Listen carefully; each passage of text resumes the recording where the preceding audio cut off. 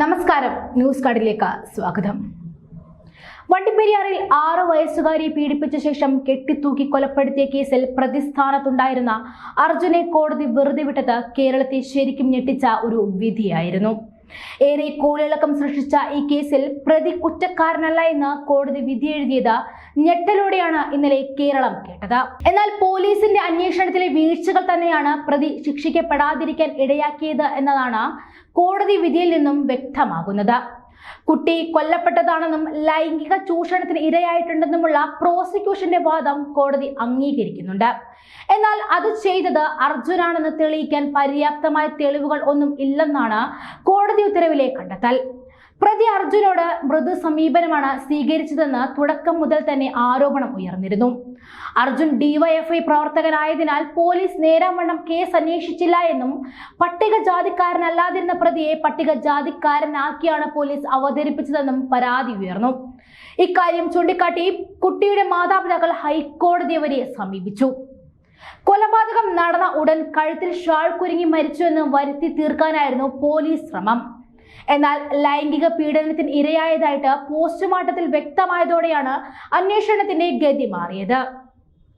പ്രതിക്ക് രാഷ്ട്രീയ സംഘടനയുമായി ബന്ധമുള്ളതായി അന്വേഷണത്തിൽ വെളിവായിട്ടില്ല എന്ന് മുഖ്യമന്ത്രി നിയമസഭയിൽ രേഖാമൂലം മറുപടി നൽകിയിരുന്നു. എന്നാൽ അർജുൻ ഡിവൈഎഫ്ഐയുടെ സജീവ പ്രവർത്തകനായിരുന്നുവെന്നും ഡിവൈഎഫ്ഐ പെരിയാർ മേഖലാ കമ്മിറ്റി അംഗമാണെന്നും യൂത്ത് കോൺഗ്രസ്, യുവമോർച്ച എന്നീ സംഘടനകൾ അറിയിച്ചിരുന്നു. ഡിവൈഎഫ്ഐ സംഘടിപ്പിച്ച റീസൈക്കിൾ ശേഖരണ പരിപാടിയുടെ പ്രവർത്തനങ്ങളിൽ മുൻനിരക്കാരനായി വീടുകളിൽ എത്തി സാധനങ്ങൾ സംഘടിപ്പിച്ചത് അർജുനാണെന്ന് നാട്ടുകാരും പറഞ്ഞു. വണ്ടിപ്പെരിയാർ കേസിൽ പ്രതിയായ അർജുനെ അതേ ദിവസം തന്നെ അംഗത്വത്തിൽ നിന്നും പുറത്താക്കിയതായി ഡിവൈഎഫ്ഐയും അറിയിച്ചു. കേസിലെ ശാസ്ത്രീയ തെളിവുകളുടെ പോരായ്മ, കൊലപാതകം നടന്ന മുറിയിൽ തെളിവുകൾ ശേഖരിച്ചതിൽ പോലീസിനുണ്ടായ അപാകത തുടങ്ങി പോലീസ് വീഴ്ചകളാണ് പ്രധാനമായും കോടതി ചൂണ്ടിക്കാണിച്ചത്. അന്വേഷണ ഉദ്യോഗസ്ഥന്റെ വിശ്വാസ്യത സംശയകരമാണെന്നും കോടതി ചൂണ്ടിക്കാട്ടുന്നുണ്ട്. വിരലടയാള വിദഗ്ധനെ കൊണ്ട് പരിശോധിപ്പിക്കുന്നതിൽ വീഴ്ച പറ്റിയിട്ടുണ്ടെന്നും കണ്ടെത്തിയിട്ടുണ്ട്. പ്രോസിക്യൂഷനും ഈ കേസിൽ പരാജയമെന്നതാണ് കോടതി ചൂണ്ടിക്കാട്ടിയ മറ്റൊരു കാര്യം.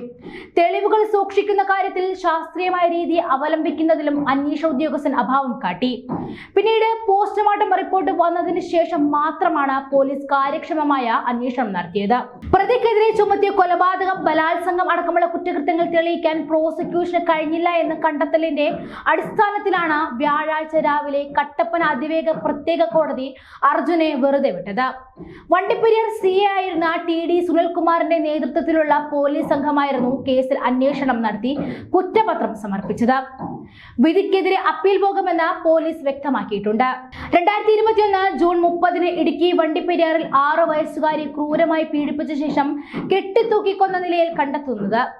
ആദ്യം കളിക്കുന്നതിനിടെ ഷാൾ കഴുത്തിൽ കുരുങ്ങി മരിച്ചതാണെന്ന് പറഞ്ഞ പോലീസ് പിന്നീട് പോസ്റ്റ്മോർട്ടം റിപ്പോർട്ടിൽ ക്രൂരമായ പീഡന വിവരം കണ്ടെത്തിയതോടെയാണ് ബലാത്സംഗ കൊലപാതകം കുറ്റം ചുമത്തി കേസെടുക്കുന്നത്.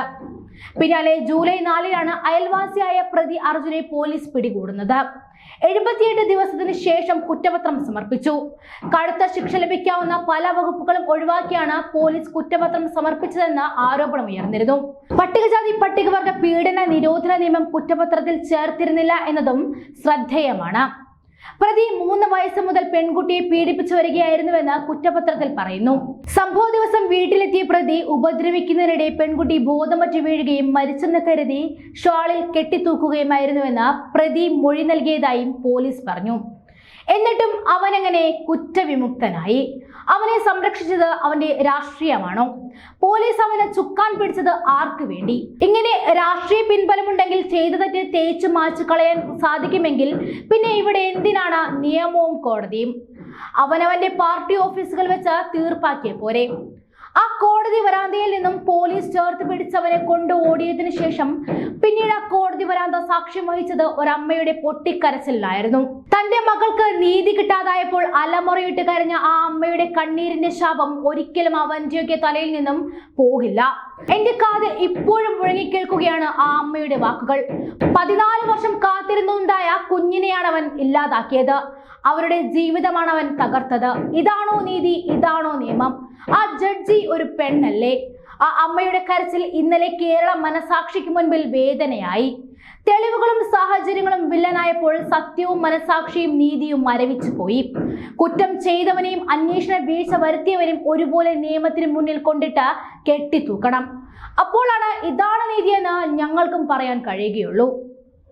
അല്ലെങ്കിൽ ഇനിയും ഒരുപാട് പീഡനങ്ങളും കൊലപാതകങ്ങളും കാണേണ്ടി വരും.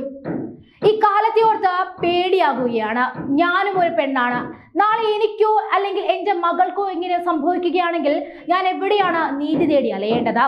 ഇത് സമൂഹത്തോട് ഞങ്ങൾ ഓരോരുത്തരും ചോദിക്കുന്ന ഒരു വലിയ ചോദ്യമാണ്.